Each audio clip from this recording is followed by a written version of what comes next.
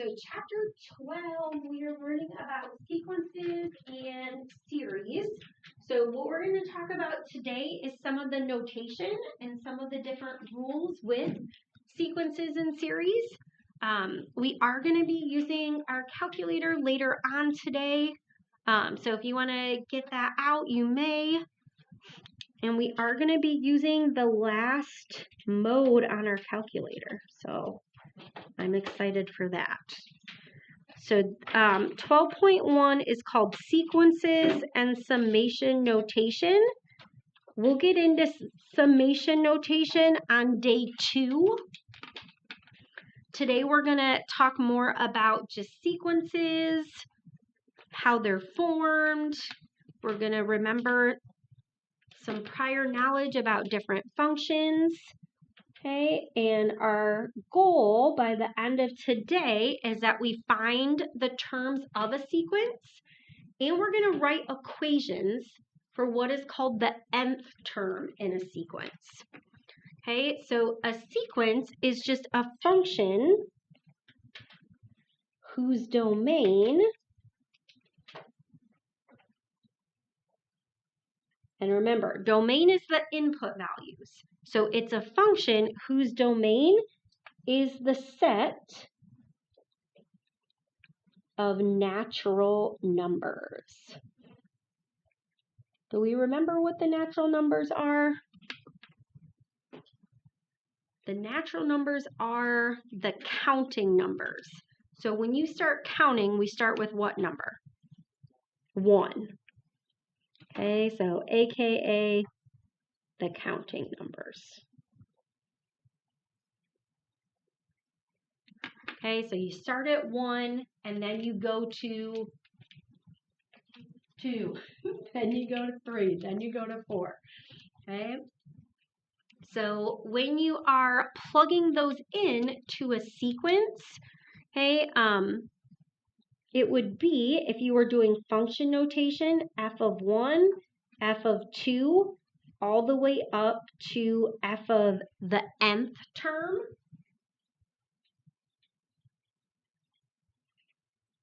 And this f of 1, f of 2, f of n, that's what we call function notation. But today, we're going to learn about the sequence notation. Okay, so what notation do we use in a sequence? You're going to use a sub n.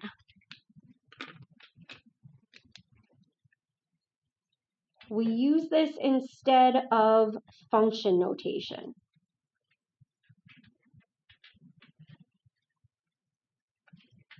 But it is the same thing as, I guess I'll use brackets. It is the same thing as f of n, okay? N is what you plug into your function. N is what you plug into your sequence. Okay, and then we have what are called terms in a sequence. Okay, the terms are a sub 1, a sub 2, a sub 3, and they continue like that all the way up to a sub n.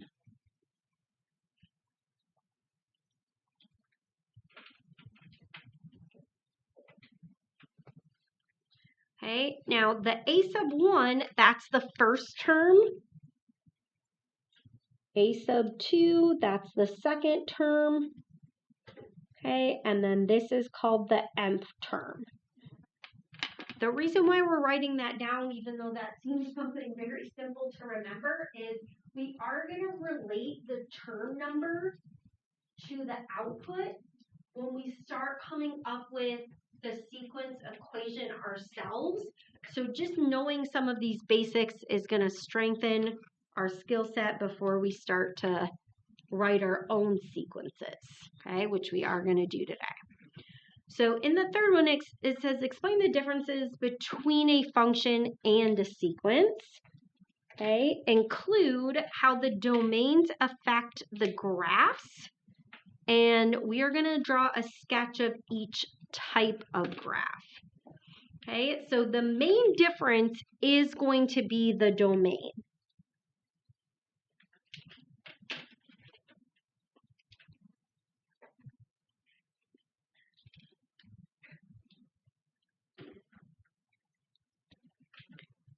Okay, so the main difference between these is going to be the domain. So remember, we just said for a sequence, the domain is the set of natural numbers. Okay, so that starts at 1 and goes up by 1.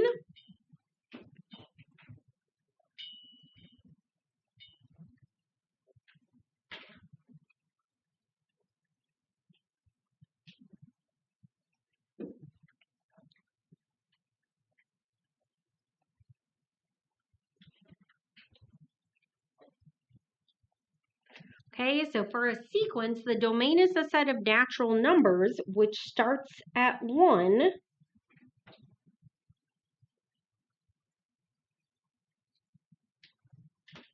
and goes up by 1.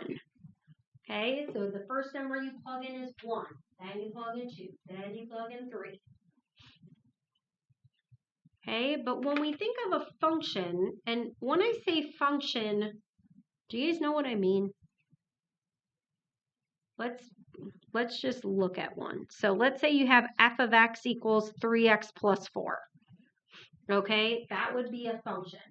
Okay, you can plug in any number that you want for that. It does not have to be a natural number. If you have, so the f of x is how we usually see function notation. This is how we're going to write them in sequential notation. Okay, in both of these cases, they're linear functions. Okay, but in this one, it's going to include all the numbers between the counting numbers. So that is what is going to create a different graph. And as we write this down, I want you to think about what the graph of each of these functions would look like and how that would be different. Okay, so for the domain, a function will include the numbers between the counting numbers.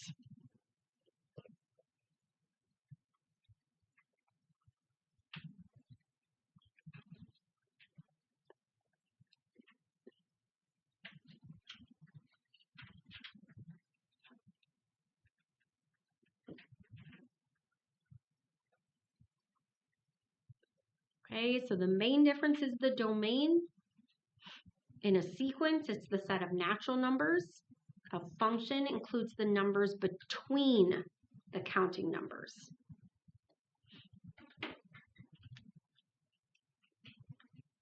Okay, so this is a linear function. When we graph that, it's going to be just a line.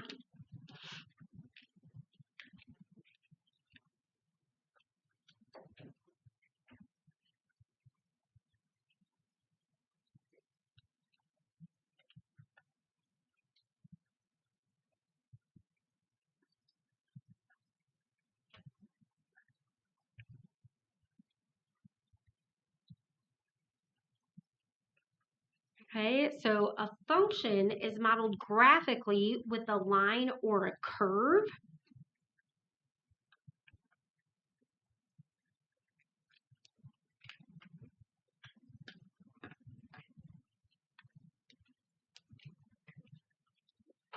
Okay, so it could be a linear function like I showed you here, or it could be a quadratic, so it might be a curve.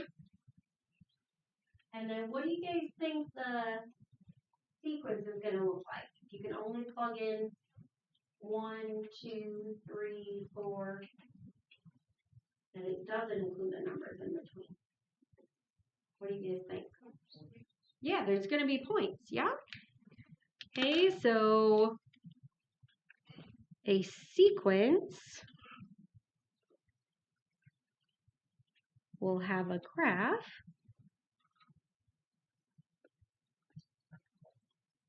of unconnected points.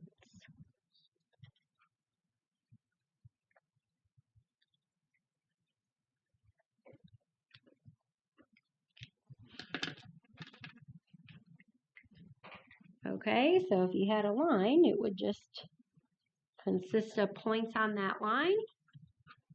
It could still be a curve point.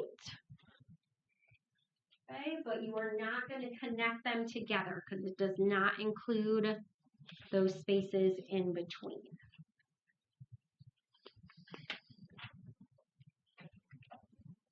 All right, so in example 1, it says find the first 5 terms and the 150th term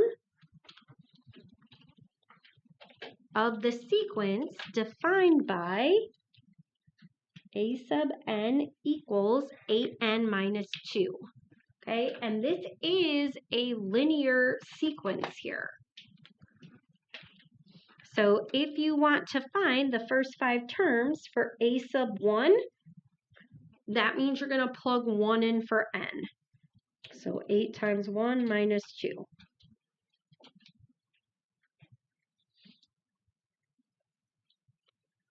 Okay, so based on that, can you guys find a sub 2, a sub 3, a sub 4, a sub 5, and a sub 150? Feel free to use your calculator for the a sub 150.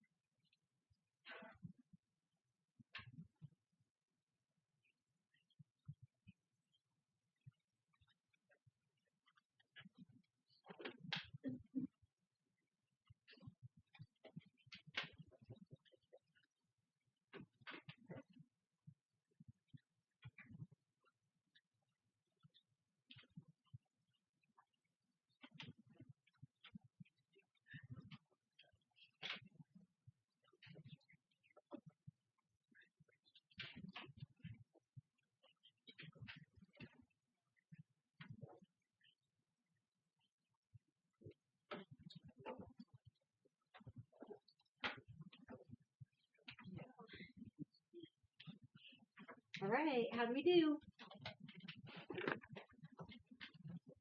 All right, Salmon, what'd you get for a sub 2? Great. Harrison, what'd you get for a sub 3? Nice. Jaden C, what'd you get for a sub 4? Nice. Gabe, what'd you get for a sub 5?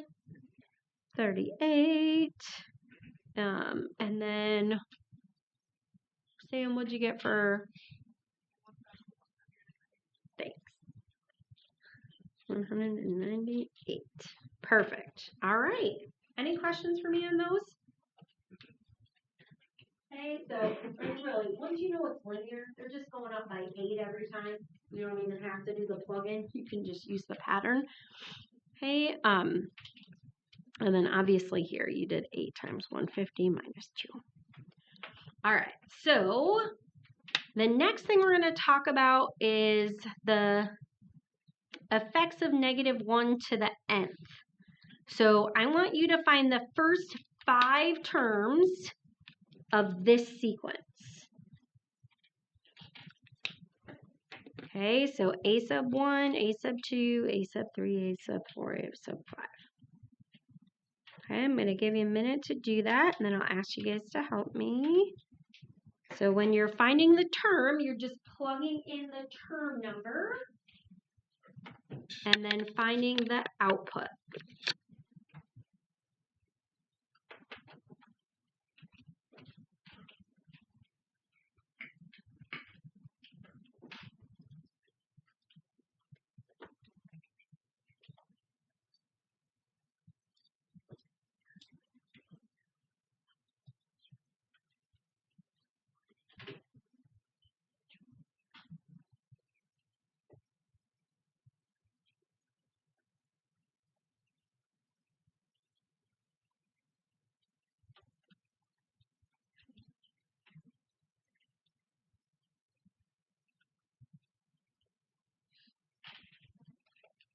Brooke, what'd you get for a sub 1? -5, yes. Jaden G, what'd you get for a sub 2? 5, great. Lucas, what'd you get for a sub 3? -5, nice. Farah, what'd you get for a sub 4? 5. And then Kristen, what'd you get for a sub 5? Nice. All right. So, what effect does this have on the sequence? What is happening in this sequence?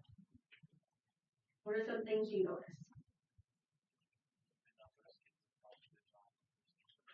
Okay, so if it's an even what, it gives you a, because you're plugging it in and if you plug in even, it gets you a positive. Yeah, so if you plug in an even number, right, you're raising it to an even power. So anytime you have an even power, a negative times a negative is going to be a positive, right?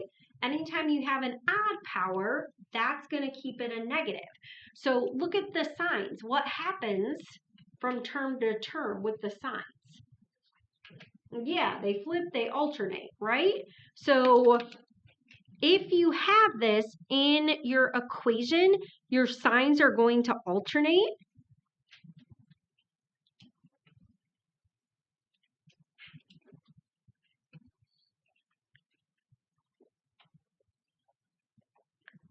Between negative and positive.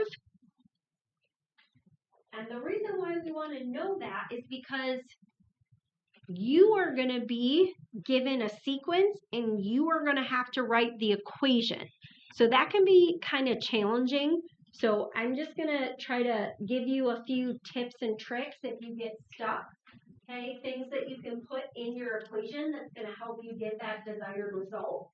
That's not the only way that you can do it, but when you get stuck, some of the things I'm going to show you here and have you think about are going to help you create the equation. Okay, so the reason why this happens is because of those exponents. So the properties of exponents, why this occurs, is because of the properties of exponents.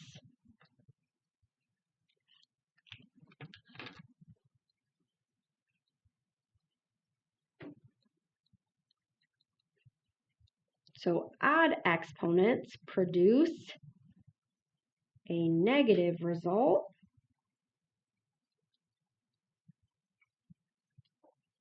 Even exponents produce a positive result.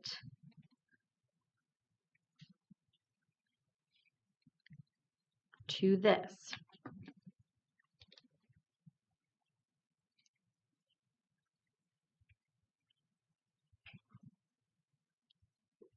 Okay, so like I said, you are going to be creating equations.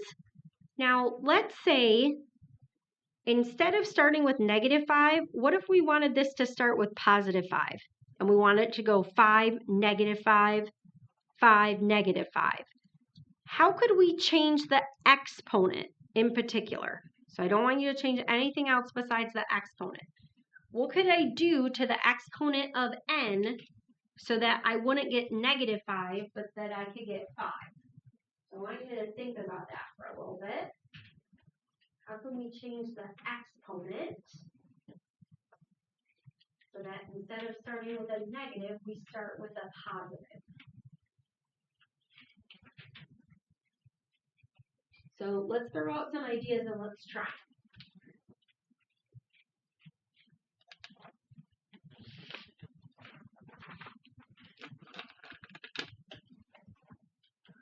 What are ways we could have this start with a 5? Okay, so if you have 5, -1 to the n plus 1, if you add 1, when you plug in 1, you're going to get 2, which is even, right? So then it makes it positive. If you plug in 2, you're going to get 3. That makes it odd. Okay, so you could do one more from that. Okay, so that is another way that you can adjust. So besides negative 1 to the n, you could do negative 1 to the n plus 1.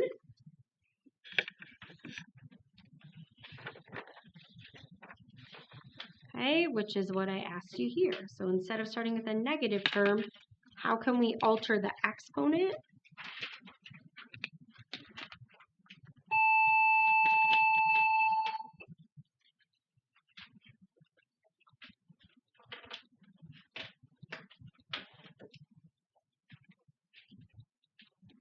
Okay, so instead of n, we can use n plus 1.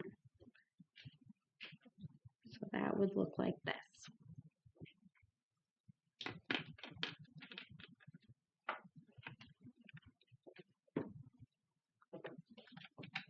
Okay, so all we're doing here is trying to think of just some different ways we can rearrange equations to help us match a sequence. Okay, so if you have negative 1 to the nth, the signs alternate and start with a negative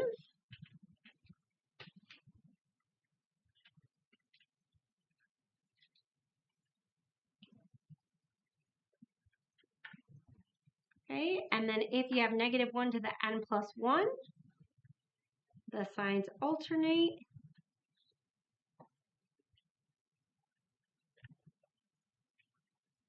and start with a positive value.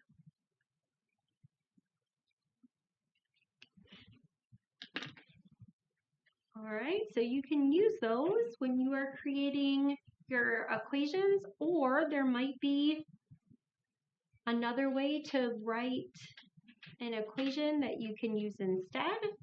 And if you discover that on your own, that is fine too. Okay, so for writing the nth term of a sequence, there's going to be multiple ways you can write a correct answer. Anytime you're writing for the nth term, it is an equation. Okay, so the nth term of a sequence is going to be an equation. And what can be helpful during this process is remembering how to determine a type of equations from a table of values. Okay, so in Algebra 2 and maybe even did this in Algebra 1 if it was linear. Sometimes you're given a table of values, right? You don't have to write this part down. I just want to help you remember. Do you guys remember that we would find common differences in the y values? And if all the first differences were the same, that told us it was what type of equation? Linear. Okay, so if a sequence is linear, we say the first differences are constant.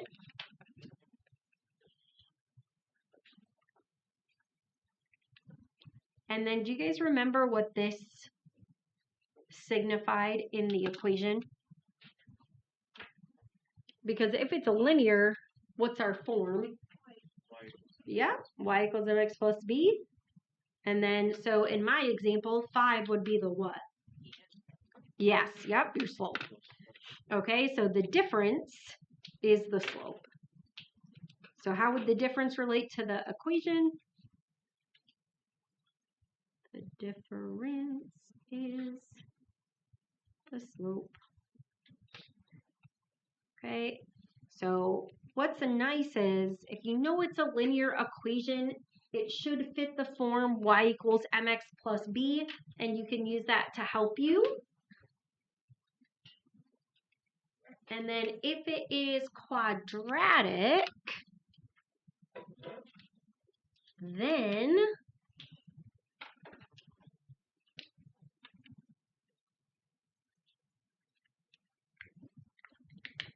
you still have a constant, but it is going to be the second differences.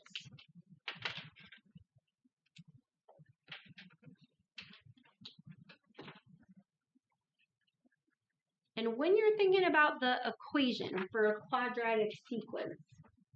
If it's quadratic, what has to be part of the equation? Yeah, the x squared, right? Okay, and in this case, our input value is going to be n. So n squared has to be in your equation here. Okay, and you can have this form a n squared plus bn plus c, but sometimes like your b might be 0, your c might be 0. Okay, it just depends on your equation. Okay, but you do need to have the n squared there. And then if it is an exponential sequence, there is what we call a common ratio. Okay, and you definitely found these in Algebra 2. Okay, and if there's a common ratio, that means you multiply to find the next term. All right, so it says write 2 examples of exponential expressions below. I want you to try to at least come up with one on your own without me reminding you of what the form is. Okay, I want you to write down an exponential, just any exponential equation.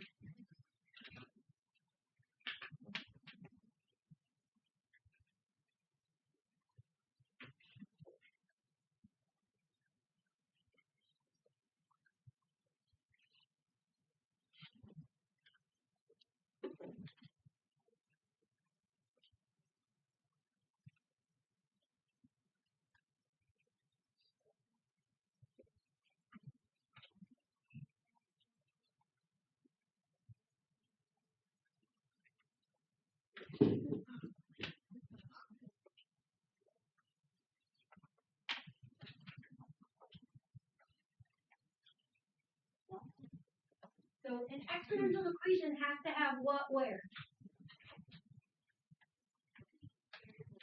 A variable and an exponent, yes. Okay, so as long as you have a variable and the exponent, you should be good to go. So could be something like y equals 2 to the x. Okay, that's a very simple one. Or you could have y equals 3 times 1/2 to the x. You could have 2 to the x plus 3. Okay, that would be fine as well. Okay, and then your form for this is y equals a times b to the x. Remember, a is what we call the initial value or the y-intercept. And then this is going to be your common ratio, which means if you notice things are being multiplied by the same number, that is what you're going to plug into the equation.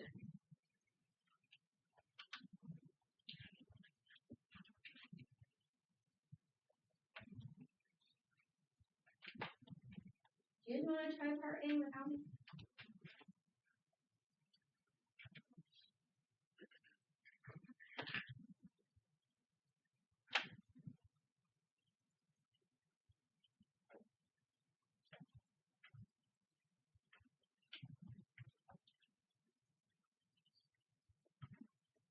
All right, so what do we notice about part A? Is there anything you notice about the numbers? They're special. Yeah, the perfect squares. Okay, so we have to find an equation. So anytime it says find the nth term, okay, you are writing an equation, a sub n. Okay, so we have to do a sub n equals. Do you guys think you know what it is? Do you think you know what it is? This one isn't too bad. Yes. Okay, so this is n squared.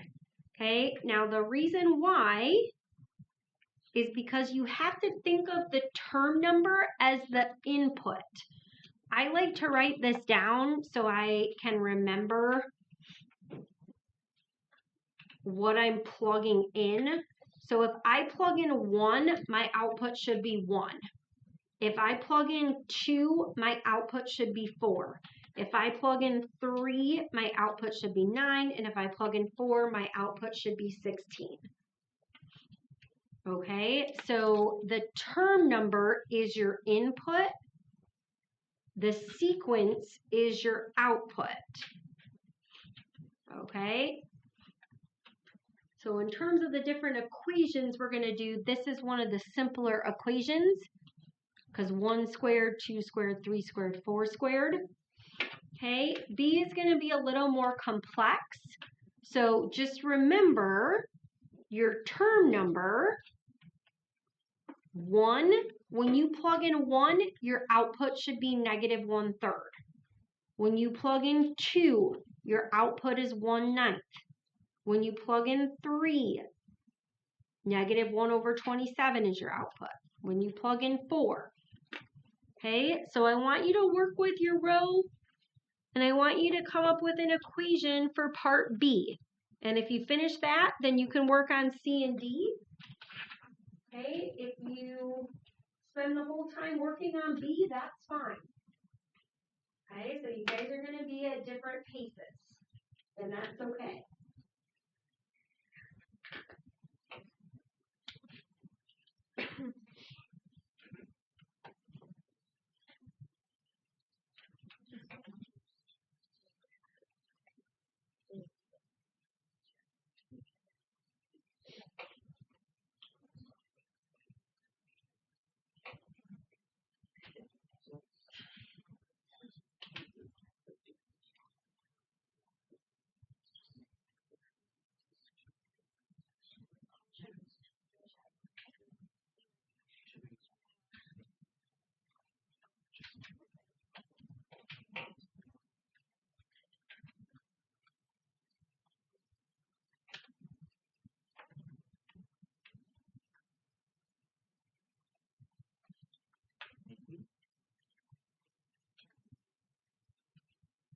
And whatever equation you come up with, just make sure that you plug in your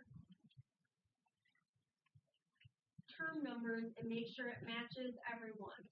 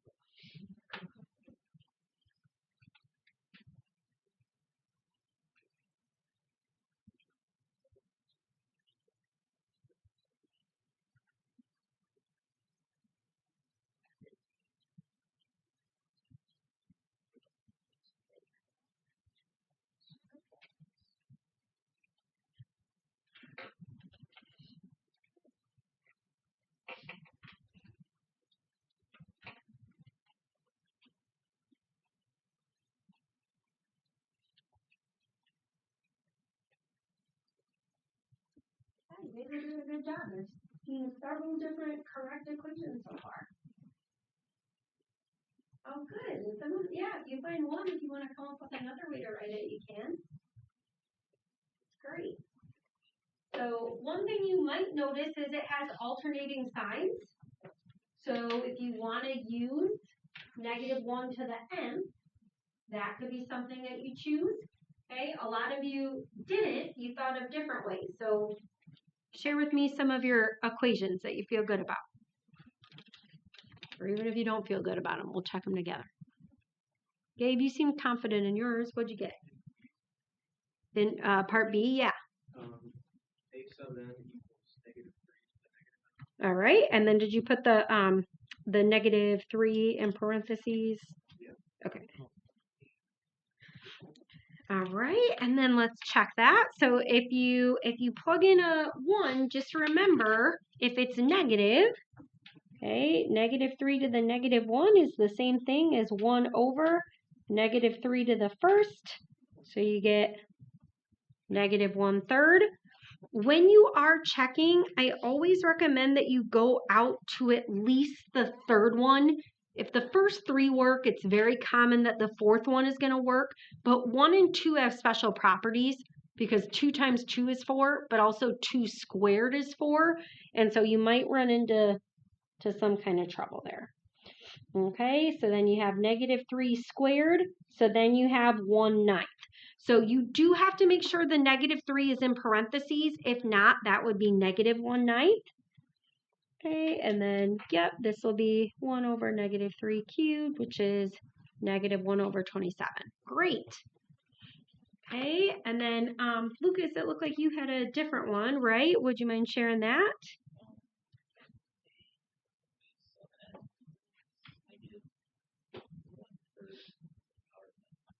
Nice. Okay, so if you plug in 1, negative 1/3. If you plug in 2, negative times the negative is a positive. If you plug in 3, excellent. Okay, did you guys come up with any other ones?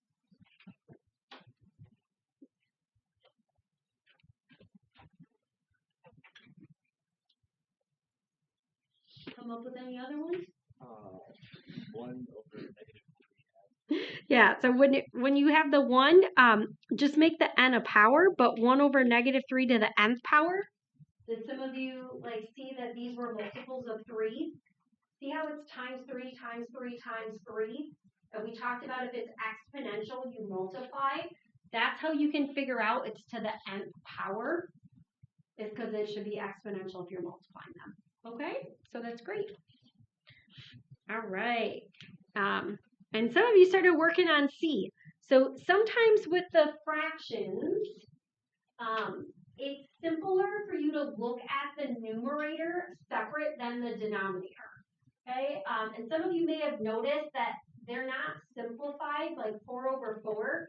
It would honestly be harder if they were simplified for you to recognize the pattern. Because if you just look at the numerator, right, you have 3, 4, 5, 6, 7, 8. So you can see they're all going up by 1.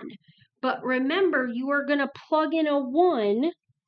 So what can you do to 1 to get 3?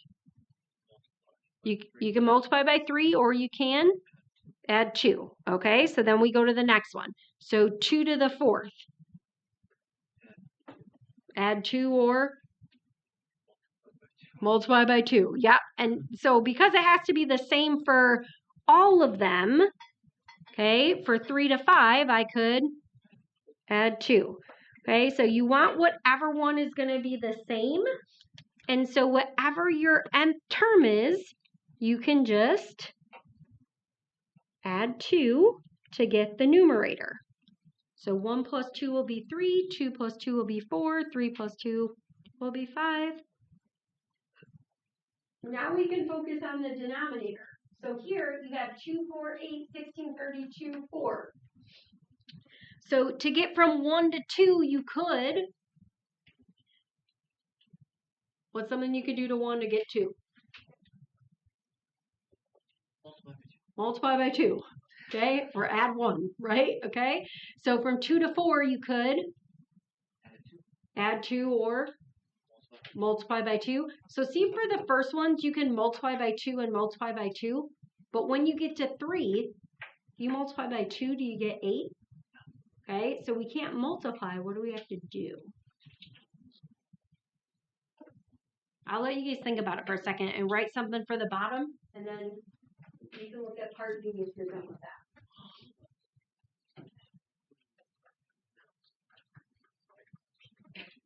So that's why it's important for you to check the first 3. Because if we're just looking at the first 2, right, you could just multiply. That won't work for the last one. So what do?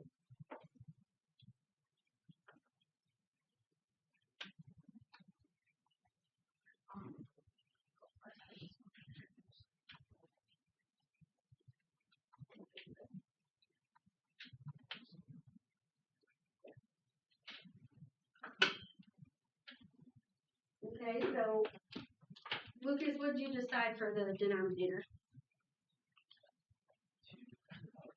Okay, so 2 to the nth power. So remember, if you're multiplying times 2 times 2 times 2 times 2, it's exponential. Okay, and then the last one, what do you guys notice about some of those numbers? What's happening? Sometimes the first one might be hard, but what's happening 2 to 5, 3 to... Yeah, you're just adding 3 each time, right? So if you're adding 3 each time, what type of function is this? Linear. So if the first differences are constant, okay, we know it's going to be a linear function. In that linear function, we know the slope is going to be 3. So for one like this, you might want to start the equation using what you know. So a sub n equals 3n. But let's look at our terms. So if I plug in a 1, I want to get -1. If I plug in 2, I want to get 2. If I plug in 3, so on and so forth. So if I plug in 1, 1 times 3 is 3. What can I do to get to -1? -4. Okay, let's see if that works. So 2 times 3 is 6. 6 minus 2. Sorry, 6 minus 4 is 2. Yep. And then if you plug in 3, 3 times 3, 9. 9 minus 4, 5. Okay, so you could also like set up an equation and solve in y equals mx plus b. I think it's quicker for you to do it this way. You'll probably just use mental math. Okay. All right, so that is finding the nth term. Okay, the last thing we're going to do today is find recursively defined sequences. Okay, a recursively defined sequence is just a sequence whose nth term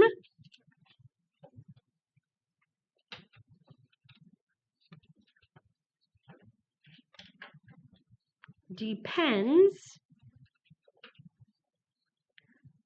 on the terms preceding it.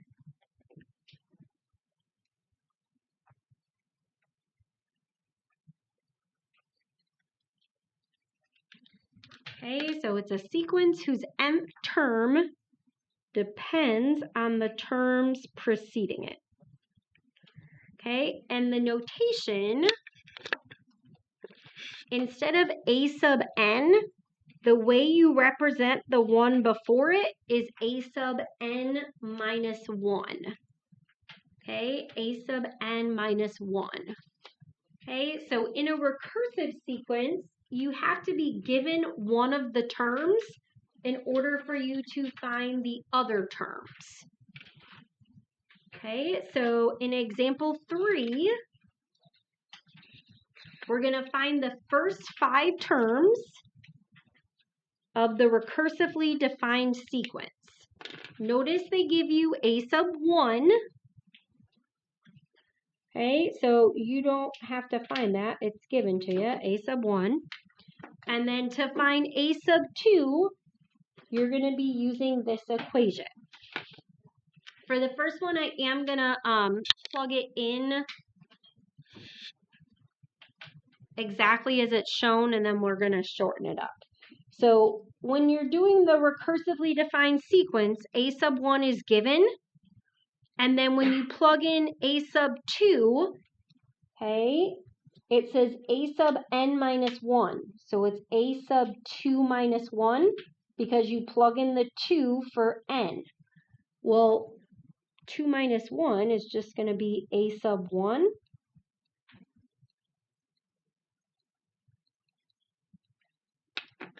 So all you have to do is take this and plug it in for a sub 1. So if a sub 1 is 4, you just plug that in. 4 plus 5 is 9. 9 times 2.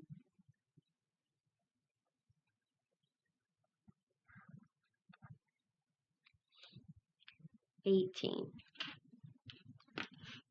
Okay, so you don't have to write out the 2 minus 1 and then the a sub 1 every time. it's always going to be the one before it.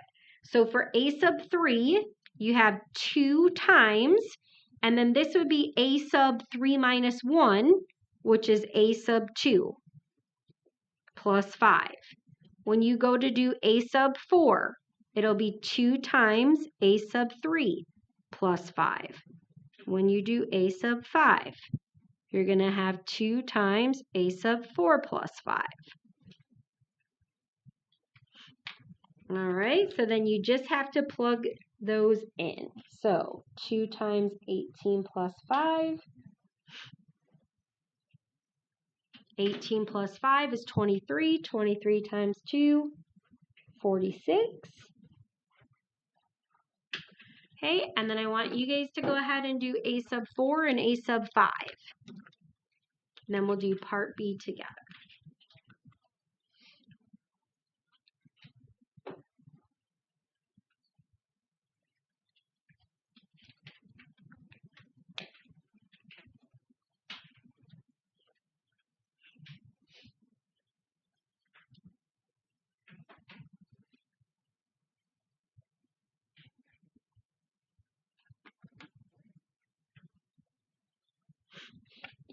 All right, so then when you plug this in,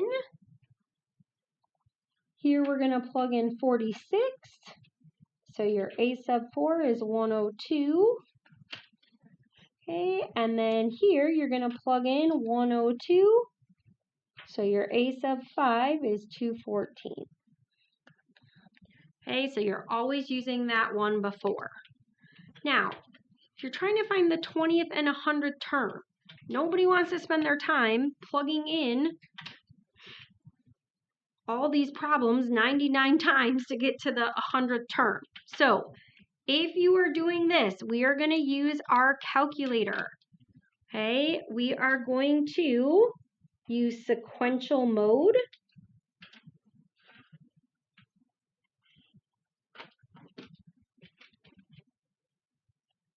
And then when you go to your y equals, you're going to notice things look a lot different around here.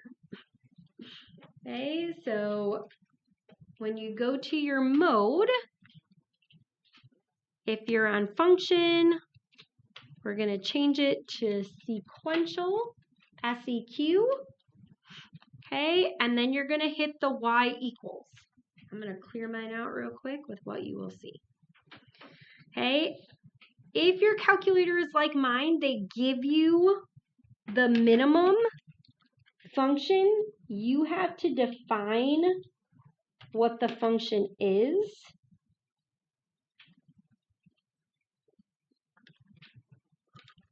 Okay, if you have a different calculator, you might have to put in that the n minimum is 1. The reason why it's 1 is because you're starting at 1 for the counting number.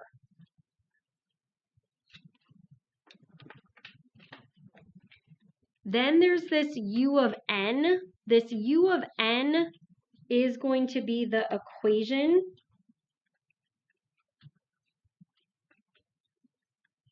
Okay, and there's going to be a special way that we're going to plug that in.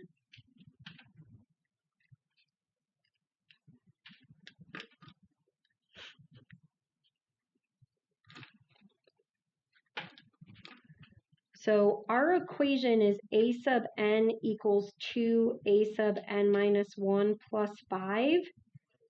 The way you plug that into your calculator is 2 times u n minus 1 plus 5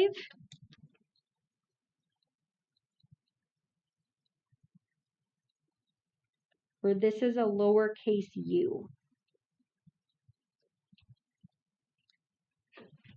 To get the n, you're going to use the variable key.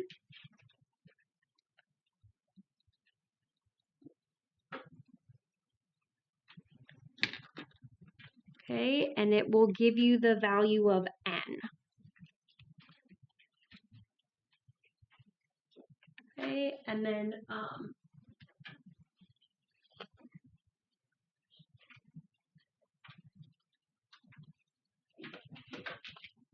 We're going to plug that in.